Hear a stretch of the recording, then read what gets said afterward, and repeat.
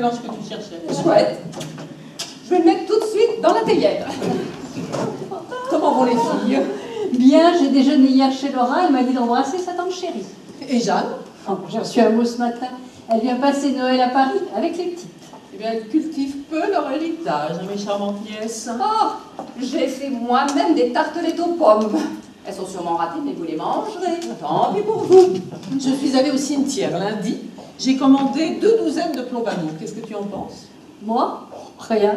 C'est tout de même là qu'est enterré ton mari. Oh, tu sais ce qui reste d'un homme 15 ans après sa mort. Des os, des dents, des cheveux, c'est tout. Moi, si je laissais le caveau de ma famille à l'abandon, j'aurais le sentiment de leur faire du mal. Hein.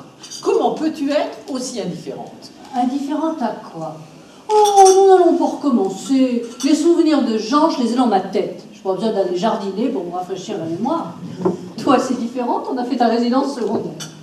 Et pour la place, qu'est-ce que tu comptes faire? La place? Dans le caveau, il ne reste plus qu'une place. Et alors? Le caveau a été acheté par mes parents avant la guerre. En tant que femme de mon frère, de ton frère, tu as certains droits, évidemment. Toi, je voudrais surtout pas m'imposer. Non, mais moi aussi j'en ai.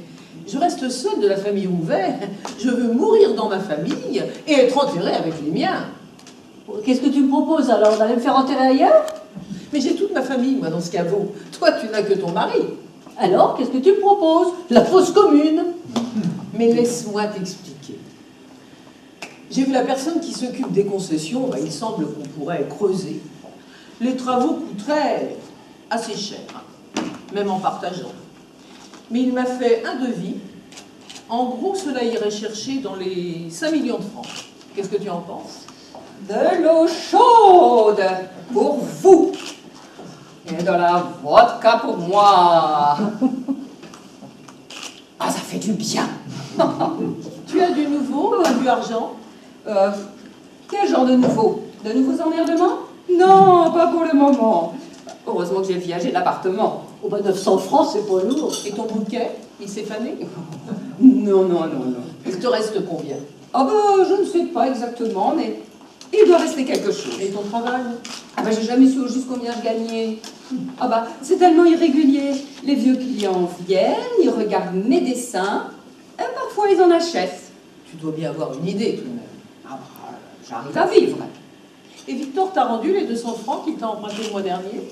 Il m'a emprunté 200 francs. Je t'ai même passé un peu d'argent pour finir le mois. Je te le rendrai, ne t'inquiète pas. Mais la question n'est pas là, évidemment.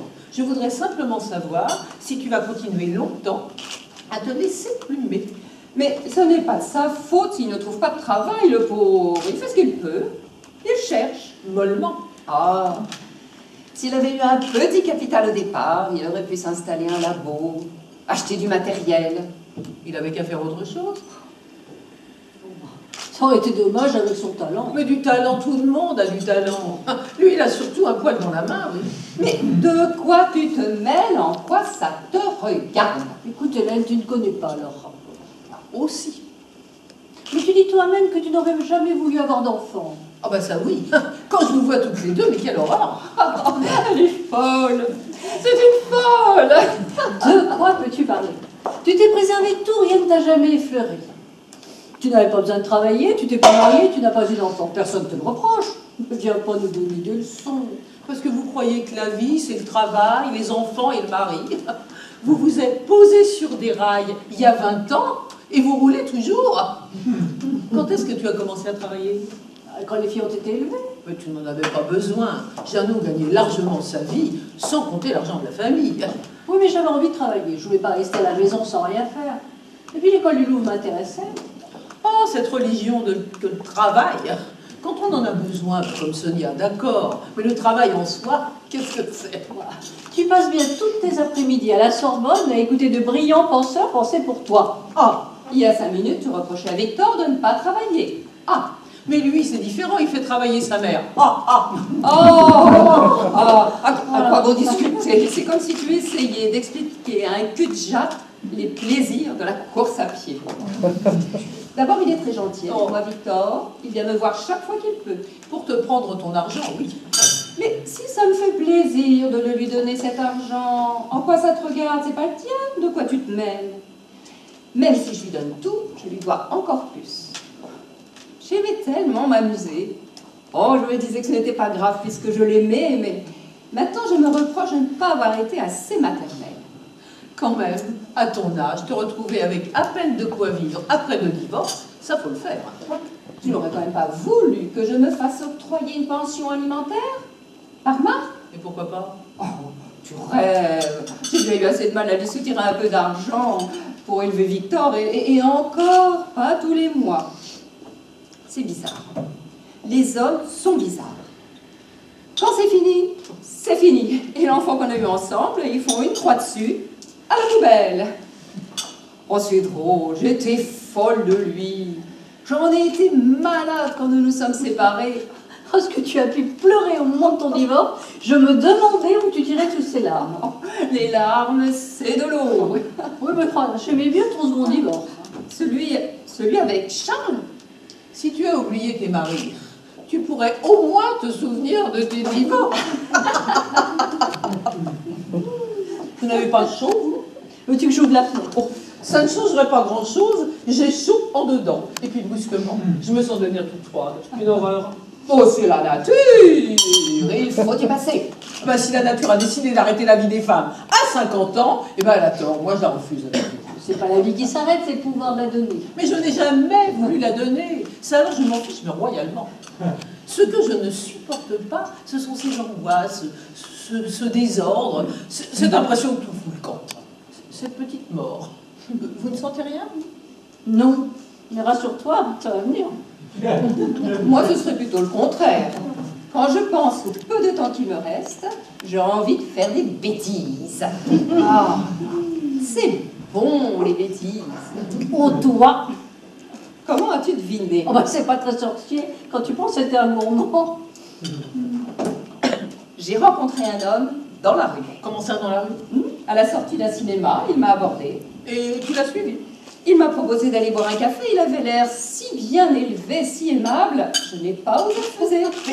Mais tu es complètement folle à ton âge. Justement, je me disais, qu'est-ce que je risque? À 50 ans, une femme ne se fait plus enlever. Malheureusement. Et alors?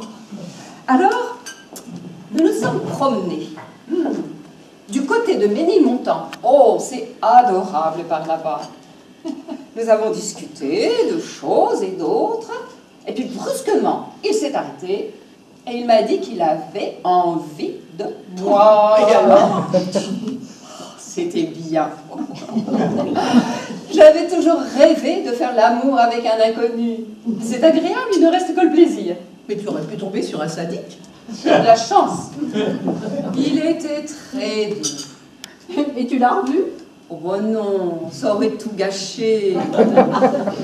Oh, j'ai bien fait d'en profiter. Après, le train est passé.